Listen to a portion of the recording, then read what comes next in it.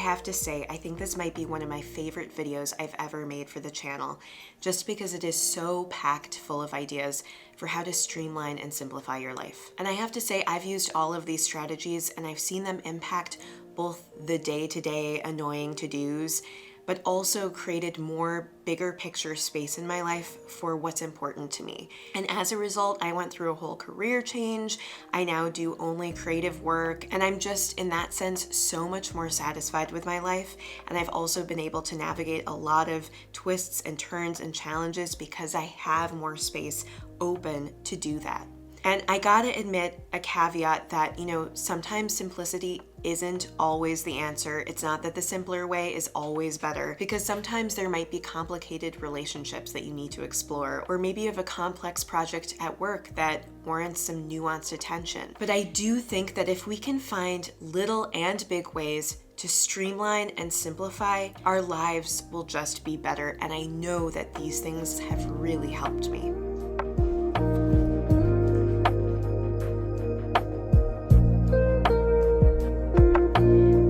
First thing I've done is to recognize when something is a sunk cost and to let go. Basically, even if you've invested time, energy, or money into something, don't stick with it just because you've invested all that. When I put so much effort into getting into a clinical psychology PhD program and then in getting my PhD, I felt like it would be just wild if I were to ever turn away and to pursue something else, because it was like basically a decade of work leading up to my PhD and then getting it. But then when I finished my PhD, I realized I was not satisfied. I was not fulfilled. And even though I enjoyed a lot of the research and some of the ideas in psychology, the actual day-to-day of the job was not what I envisioned for myself, and I was not satisfied. And I had to listen to my gut and realize that I needed to take a leap. And so I did go through a career change, and it made my quality of life so much better. And now, I think partially because I'm doing things that I love so much more, I'm also, I think, more successful. Like, I think the work that I do is of better quality. I'm willing to work longer hours because I enjoy the work, I crave the work. And I also would argue that I'm doing better financially than I would have if I had stuck in what I perceive to be the steady career. I have more videos on this whole topic, so I'll link at least one above and some below in case you're interested in hearing more about that career transition. I recommend that you scour your life and just pay attention to what you're doing just because you're on autopilot and because it's what you're used to and you feel obligated to continue doing it. A second thing I've done to simplify is to find less complicated meals I can make on a regular basis. And this one is a little bit more day-to-day logistics type of thing, but I have historically felt like every time I cook, I need to do something that is so good that Andy will be impressed or that I'll be impressed with myself. And so often a simple meal would just escalate where I keep just adding in more ingredients, and then it ends up taking me way more time and effort. But sometimes something simple is just as good. For example, lately, instead of creating a whole complicated side salad with a bunch of ingredients, sometimes I'll just throw arugula into a bowl, add some lime juice, olive oil, salt and pepper maybe, and that's my side salad. Other easy go-to meals have involved using the oven, so just throwing in some asparagus and salmon with lemon juice and olive oil and salt and pepper, or having some kind of chicken and broccolini dish that, again, I can just pop into the oven. A third thing I've done is to reduce how much time I give myself to complete a task that I tend to overthink. This is actually inspired by one strategy that's often used in an evidence-based treatment for generalized anxiety. But basically the idea is to take a task, figure out how long it normally takes you, and then to cut down the amount of time you allow yourself to 85% of that total time. So you're forcing yourself to be just a little faster at completing the task. Maybe it means it's not quite as polished or seemingly perfect. Maybe it means you need to be a little bit more focused when you're doing it. But by setting yourself that restriction, it allows you to not overthink it too much and then to just get it done and be able to move on to something else. A fourth strategy I've used is to fold my clothes so that they stand up in my drawers so that I can see everything in the space. I think it can make life a lot easier and better to be able to actually see my clothes, to know what's in there, and then also when I'm looking for a particular piece, I don't have to pull everything out of my drawer. I can just see it, grab it, and go. Another way I've simplified is to have a set outfit or uniform that's kind of my go-to look of the season.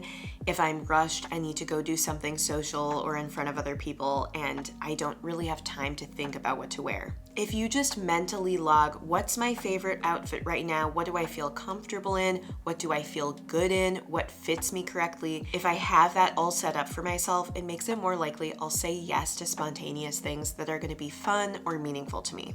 Plus, it just reduces decision fatigue. Another thing I've done is to simplify my beauty routine in a way that still makes me feel good. So for example, I've started using dry shampoo so I don't have to wash my hair every time I shower, but my hair still smells good and feels fresh. And then I also have a kind of secret weapon for streamlining and simplifying my makeup routine.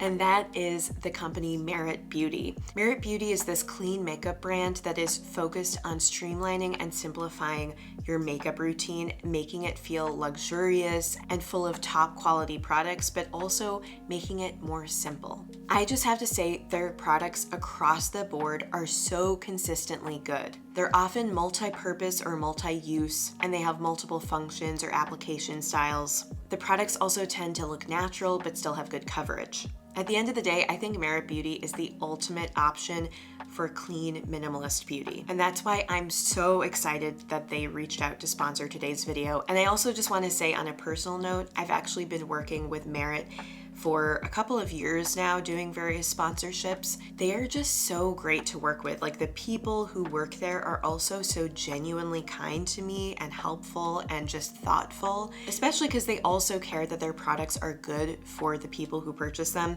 So their products are all non-comedogenic, which means that they don't clog up your pores. And they also do things like using recycled materials for their brush handles. Anyway, I'm obsessed with Merit Beauty, and because I have so much fun talking about their products, I'm just gonna give myself the space to show you my makeup routine here, and it's gonna be longer than maybe the sponsorship needs to be, but this is just fun for me. But please stick around because I have so many good tips for you and I just don't want you to miss out. Okay, so my face is free from makeup except for my sunscreen, and I wanna show you some of Merit's products. The Minimalist Perfecting Complexion Stick can serve as a foundation and a concealer. It has a smooth, creamy texture, and I love the shape of the tip and that it can really get into the corners of my face. The Flush Balm is my current favorite. It has this semi-sheer, dewy color that's very buildable, so I have a lot of control over how much color I get, and it has this wonderful balance of being hydrating but not sticky. I have it in Persimmon. Really just melts in. And then finally, I'm so excited that I am one of the people that gets to share Merit's new product, their Solo Shadow. And let me just say, I'm obsessed. I had recently been on the hunt for a cream to powder, kind of neutral but enhancing color, something that I could wear all the time and maybe build a little darker for when I want something with more pow. And then Merit told me they were coming out with this, and I was so excited to try it because I feel like Merit across the board is so consistently good, and they did not fail me. It's this buildable cream to powder formula that you cannot mess up, and it's built not to crease and to last all day. In fact, they even did a study on it where 100% of participants said it lasted a full 8 hours. It also came with their new brush, which I'm obsessed with because already their brush number 1 is my favorite brush of all time. It has these super fine, super soft, tightly packed bristle that give just the right amount of resistance, and it's so soothing to the face. So I was so excited that they also just came out with their brush number 2 that you can use in a variety of different ways. It's especially built for this Solo Shadow, but you can use it however you want. It has 2 ends, so 2 options for the angle, for how much or how full, how much kind of brush stroke you want. You can also use your fingers. What's great is this cream to powder formula allows you to blend it and then it sets, and it's not gonna crease throughout the day. But I'm obsessed with it. It's just my go-to. I don't need anything else. It's easy, I don't need to think about it, and I can't mess it up. And now I'll just apply a few other Merit products and show you the final product. And I love my final natural makeup look. Thanks for being patient with me while I had a little fun in this makeup section of the video. I also want to add that every first Merit order ships with Merit's signature bag, and all orders over $40 get free shipping. So thanks to Merit Beauty for supporting the channel, and on to the rest of the video. Another thing I've done to simplify my life is to remember that I can always ask questions. And interestingly enough, this is something I feel like I've learned as I've come into my 30s and just have established myself more as an adult. Even in very ordinary situations, like when you call your cell phone company or some other billing company and they're saying things that you just don't understand, sometimes I would be afraid to ask, or I'd get a lot of anxiety around asking. Whereas over time, I've realized the best way to understand something that you don't understand is to just ask somebody who knows. And I've really realized that through my MS diagnosis and dealing with infertility. I've had to navigate the medical system and also the insurance system and billing and all these things that I did not understand. And sometimes when I ask a question, people are actually like, that is such a good question that I wish more people would ask. Asking more questions can make the whole process of navigating a complicated situation so much easier. An eighth thing I've done more is to listen to my instincts. And I feel like this gets down to the basic simplicity of being human. Like sometimes, even when our brain is telling us one thing or our heart is telling us one thing, there's this almost like visceral, physical reaction where you know the answer before you cognitively know it. Because if your gut is telling you that a path in life is wrong, or that some kind of more minor decision is the wrong thing to do or will hurt you in the long run, use that information, make a change. You don't have to wait for something to fail to say, you know what, I give up on this. I don't want to do this anymore. A ninth strategy I've used is to go to bed earlier. And I think especially if you're somebody who tends to stay up late, just going to bed like 30 minutes earlier can make such a big impact and might not shift that much on your kind of sleep rhythm or cycle.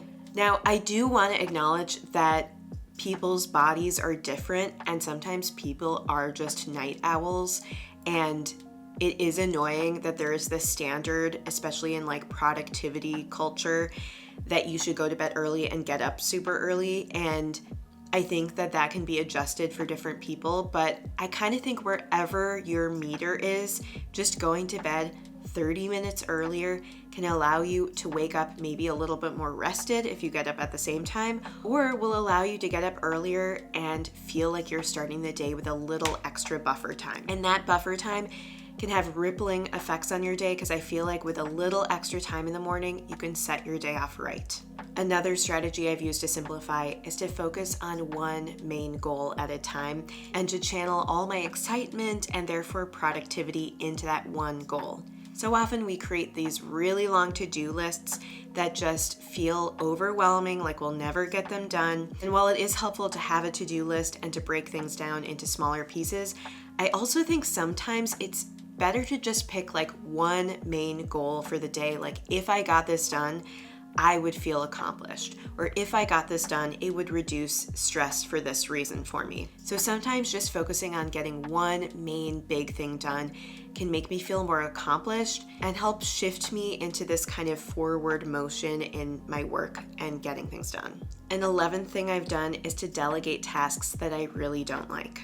And so, for example, recently after I got my MS diagnosis, which affects my energy, my ability to do things, I'm dizzy all the time, don't need to fully go into that, but my point is after I physically changed, I realized I needed some help in some areas that now the MS was making miserable or just really hard to actually get done. I sometimes hire house cleaners. They tend to come every couple of weeks or every few weeks to just do a deep clean of my space. But it has really helped just delegating those tasks and just totally wiping them off of my to-do list. I think the piece about delegation too is hard because then we're admitting we can't do it all. And I think that was a struggle for me. Like I felt like in order to be a good homemaker, I needed to be the one always doing the cleaning.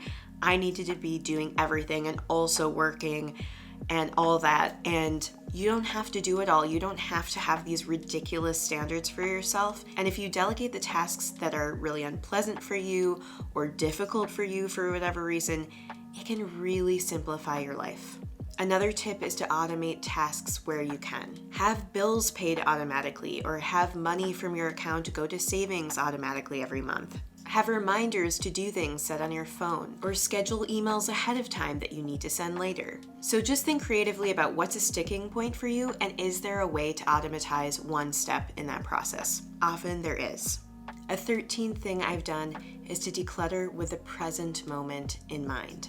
Obviously, I talk a lot about decluttering and pursuing minimalism on this channel, but I think one key to decluttering that I just want to highlight here is focusing on what you need or want or value right now, not necessarily what's been helpful years ago in your past or what you hope to have in a future life, but what is useful to you now, what sparks joy for you now. Because so often I think we keep things because they're wrapped up in memories or the past, or they used to be really useful, or they used to be our favorite belonging, or we keep things to aspire to a better life in the future and have this like dream version of ourselves that we may or may not ever get to. Using the present as sort of a lens through which to view belongings as you declutter, and to just think, have I been using this lately?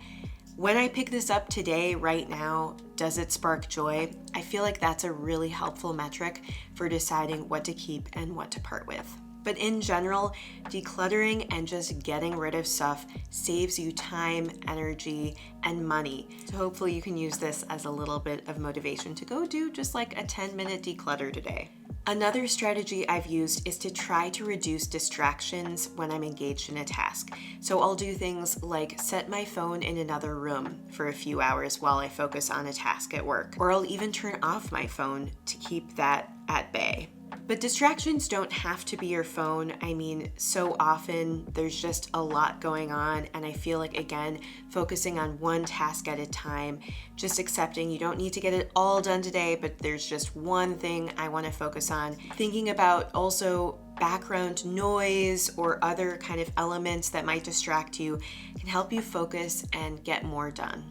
A 15th tip I have, and maybe this feels a little bit outside the realm of simplicity, but I think it's related, is to tell the people you care about why you appreciate them. Ultimately, regularly expressing appreciation can actually simplify, though. Like, it's not just a nice thing to do. I think it can simplify your life, because if you're clear with the people that you love or care about why they're important to you, then I think the little bumps along the way that happen in relationships aren't so difficult to navigate, because they already know that you appreciate them and you have that kind of foundational base to build off of and to move forward in the relationship. Another tip to simplify is to preventatively go to the doctor, or to go to the doctor before symptoms get bad. I think it's so easy to put off health stuff for the sake of productivity, for the sake of the day-to-day or relationships, but at the end of the day, your body and your mental health and your overall health is important in improving the quality of your life and for simplifying life down the road. Because if you're not doing preventative care, if you're not paying attention to symptoms as they crop up and making sure that you're asking your doctor about them, they can gradually build up over time and then create a lot more chaos for your life in a way that didn't need to happen. And I'm just glad that I finally went to the doctor about my double vision and dizziness and fatigue and got some answers, because if I hadn't, I wouldn't be diagnosed with MS today, and I wouldn't be on the treatment that I'm on today that's helping prevent further progression, at least to some degree. Again, it's not like MS is my fault, but I'm glad that I asked the questions in order to make sure I'm getting the care I need so that life is maybe a little bit more simple down the road. Another thing I try to do to simplify my life is to slow down and to breathe.